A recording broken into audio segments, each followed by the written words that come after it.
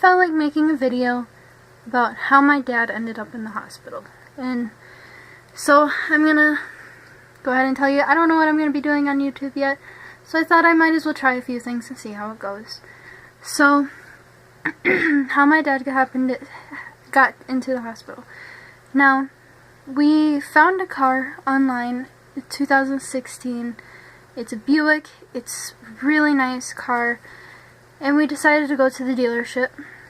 To that dealership to see how much it would be and to check it out and to see how good it's gonna be. And so we went there. We did the price check and everything. We couldn't afford it at first. And there's this really nice person who's our car dealer. His name was Rick. You should really look him up. I don't remember the car dealership's name, but Rick was really helpful. When we told him we couldn't afford it, he didn't try to hard sell us the car. He came back and he's like, well, we have these used cars that are really, really nice and in your price range. And we told him no, because the reason why we were there in the first place is to buy a new car that we didn't have to fix, because the car that we had before was terrible. We had to make so many fixes on it, and it got to be around about $10,000 a year. It was just a lot of money, and that isn't including the payments that we had to make every month. So we were paying a lot of money than the car was even worth. So we wanted a brand new car that we could just make payments on and never have to fix it. Didn't have to have somebody else's problem. It was just brand new car, beautiful. So we didn't want a used car, and we told him no, and he said, well, there is a possible lease. Here's your price range. So we decided to get a lease before anybody freaks out. And we got a lease because the payments are only $12 more, and we're going to buy it at the end. So it isn't going to be really expensive. It's going to be just fine. And because we wouldn't be paying for the extra mileage on it.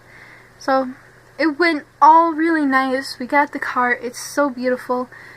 And it works really, really nice. It's nothing like we've ever had before. And so after that we went and ate. And we ate at Pizza Hut. We were at the car dealership for 6 hours. We got there at 11. And we were there until about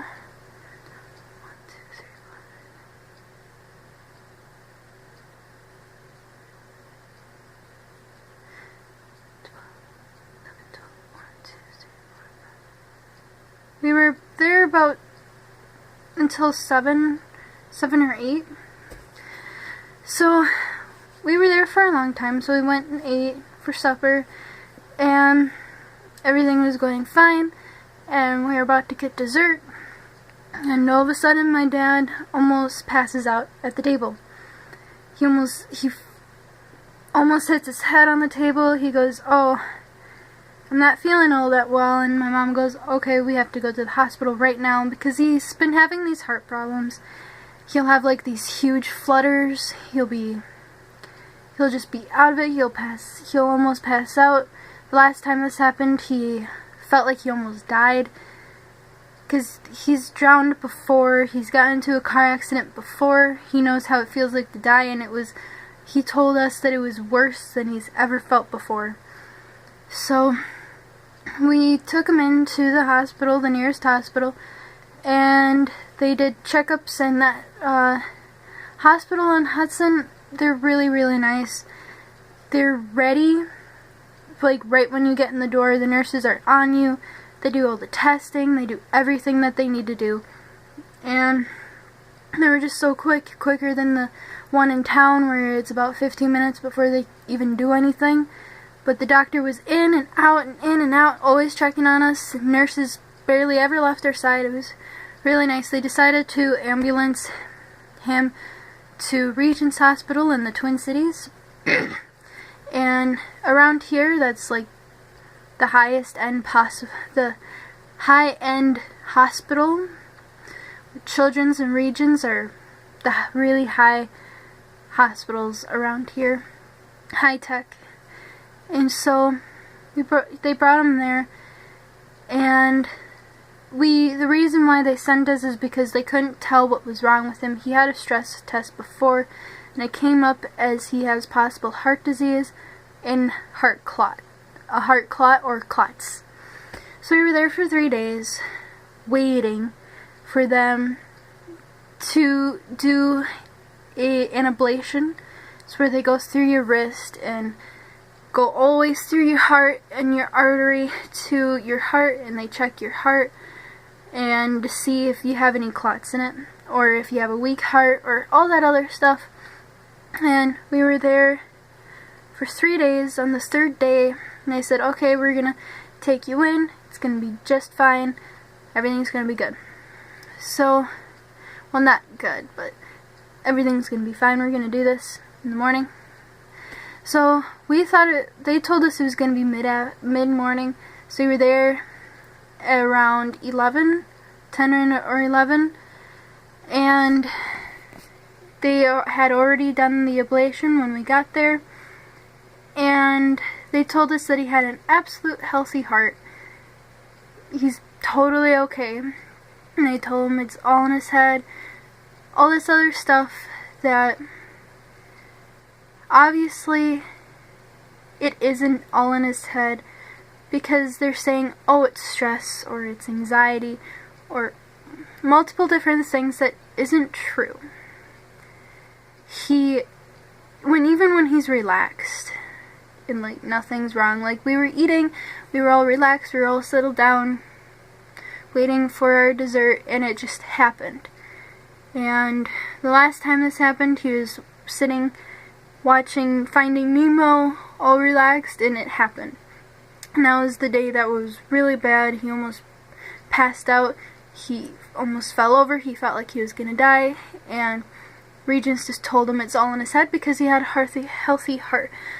So his actual doctor said that he needs to go see a cardiologist, which he is going to see, and it's not until the 3rd. So we know it's not any clots, and if there was going to be a clot, they were going to put a stent in it, which is where they kind of put a straw in your heart to make sure that nothing happens. And you have to get those replaced about every year or every other month, and it's a real hassle to have. And if there was going to be multiple ones, he had to have open heart surgery, which would have been terrible. We didn't really want that, so it's kind of nice that they didn't find anything wrong and he had a healthy heart. But what really gets me is that they said it's all in his head, and he's absolutely fine. It's all stress-induced, and I just think that they're stupid to say that, because even when he's relaxed, it happens. So he's going to go into the cardiologist soon, and hopefully everything will get settled.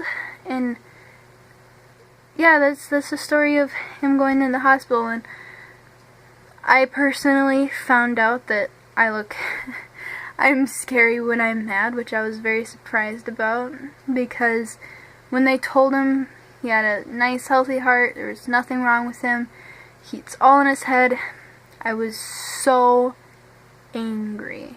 I wanted to just tell those nurses off and just tell them that, you know what, there's obviously something wrong. You need to do more testing. You need to get this figured out right now, because we're done dealing with this. Fix it.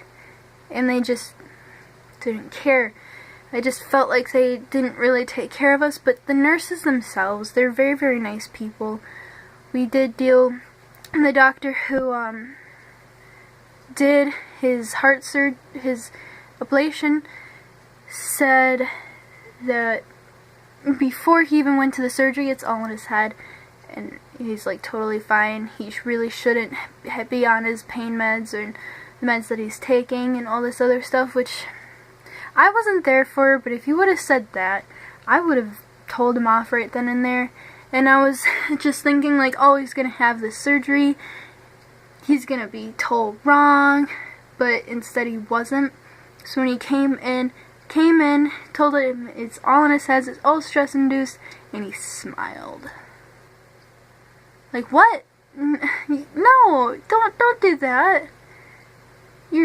I wanted to slap him across the face, and I told him off just a little bit, but not as much as I wanted to. And you know, my mom and my dad and my uncle, they all, I had to leave and call everybody and let them know that my dad's fine and we're going out of the hospital. And when I came back, my mom told me that I'm very scary when I'm mad, and something that I learned about myself, I guess.